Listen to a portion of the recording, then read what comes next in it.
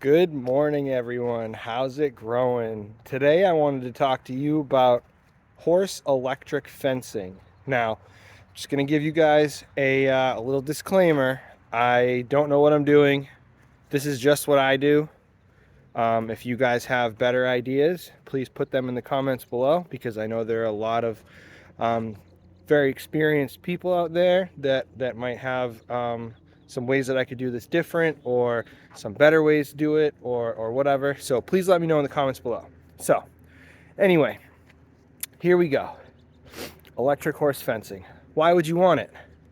You'd want electric horse fencing to keep your horses in your paddock.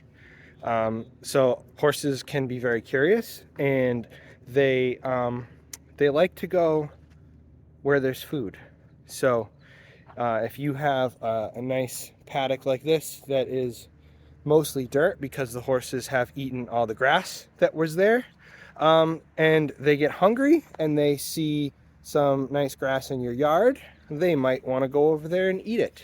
So they might try and kick your fence boards down. They might try and just like run through it. They might chew through it. Yes, horses chew wood. They're like beavers. It's crazy. Destiny's chewed a bunch of our fence boards. Not all the way through, but she lets us know when she's hungry. So she's a little fluffy right now. So we're trying to like lean her off a little bit of the hay. We gave her a little bit extra over the winter because it was cold. And yeah, so she's not happy about that. But anyway, so electric fence. So there's a few different kinds. What we use is we have this ribbon, and then we also have this like rope. So if you see here, it's braided rope, and it has little strands of metal in it, and that's how that works. And then the ribbon is just like a plastic ribbon, and it's woven with little strands of metal in that. So that's pretty much how they all work. There are other more expensive options that you can do, but we don't do that because they're expensive. So this stuff is expensive enough as it is, never mind trying to go with high-end stuff. We get this stuff at our local Tractor Supply, and it's not too bad compared to a lot of other fencing options. But what we do is, as you can kind of see, we have multiple rows of the fence. So we do 3 rows, and we start at about 4.5 feet up, and then we go down to about 3 feet, and then we go down to about 2 feet. And the reason why you want so many levels is if you just have one that's like at the horse's chest, then they can stick their head under and possibly even go under the fence. But they'll definitely stick their head under to try and like eat grass on the other side of the fence or whatever. So you want the multiple levels so that they don't stick their head under, and you want a level in the middle so they don't stick their head through the fence, because it's terrible when they think they can fit. They try and stick their head through, and then they get zapped, and then they freak out, and it like tears your fence down, or even worse, they get hurt. So you definitely want to make sure that they're not sticking their head through the fence. So however many rows you need so that your horse doesn't stick their head through the fence to try and like eat something on the other side or whatever, is what you need to do. For us, it's been 3. That's worked out well for us. When we had 2 horses, neither of them tried to get below the bottom row, and Destiny doesn't really need a fence at all. She doesn't try and get out. So we have our fence turned off right now, but we used to have it on 24/7. And then for a while we had it on just during the daytime because we'd lock them in at night.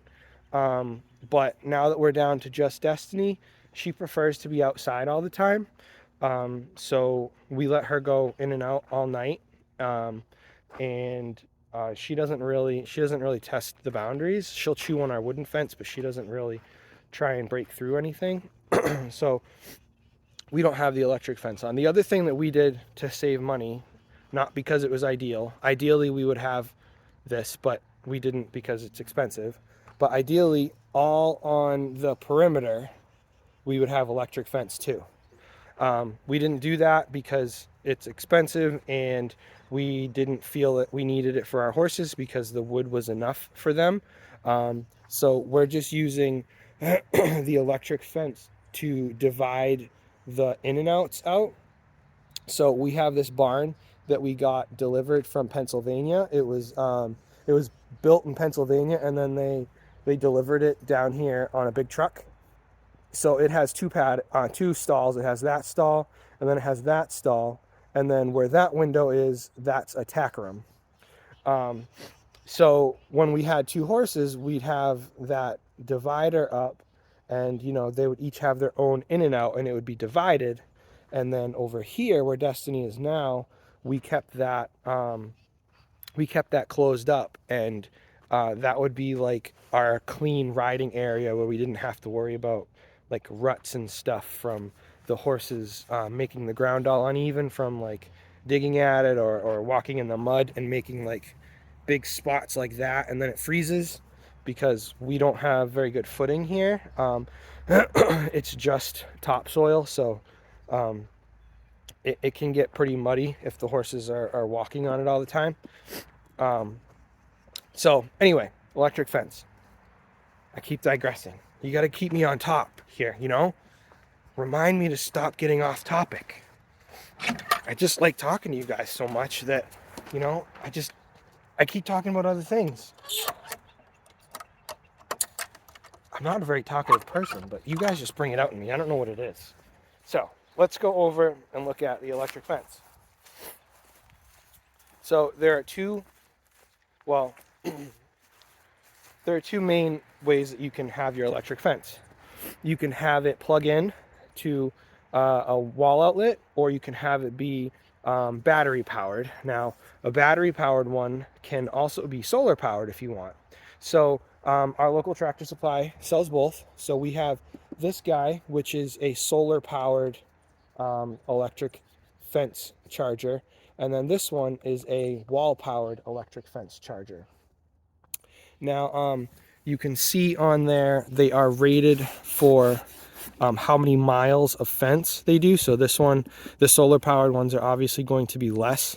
This one's rated for 5 miles of fence, and then this one's rated for 15 miles of fence. And then they give you how many joules of output they have, so that's like how strong of a zap it's going to do.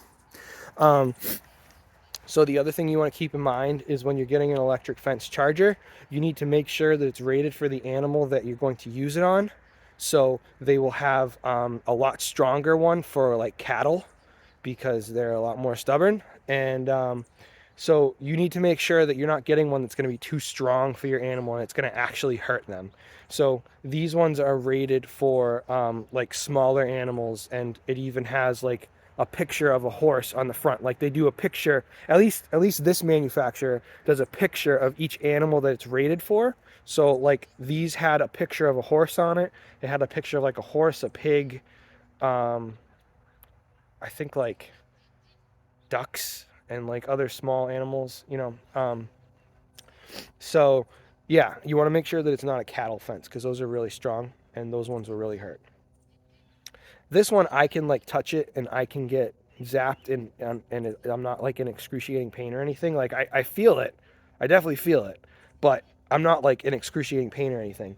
Now, my wife can't touch it when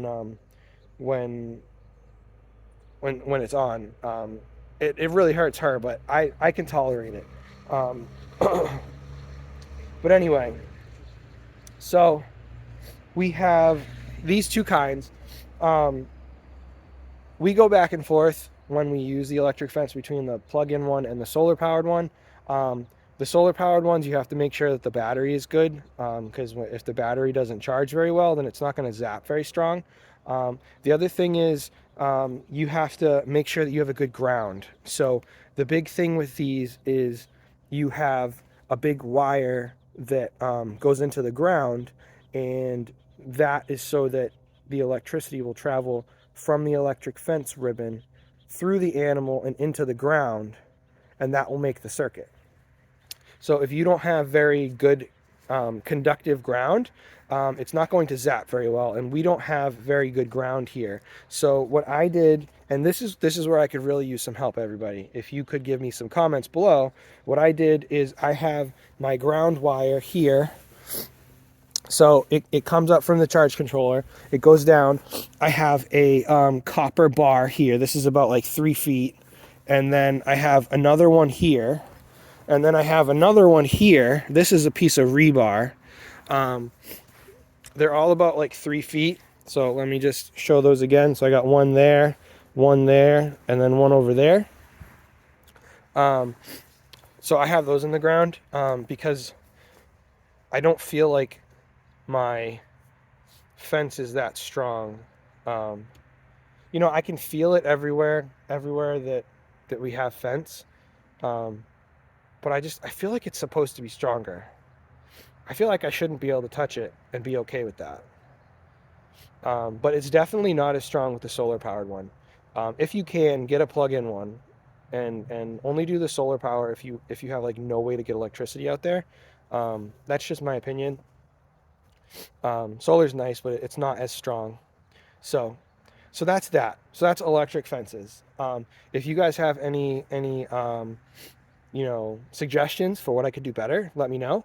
And if you like this video, please subscribe. And I will catch you guys later.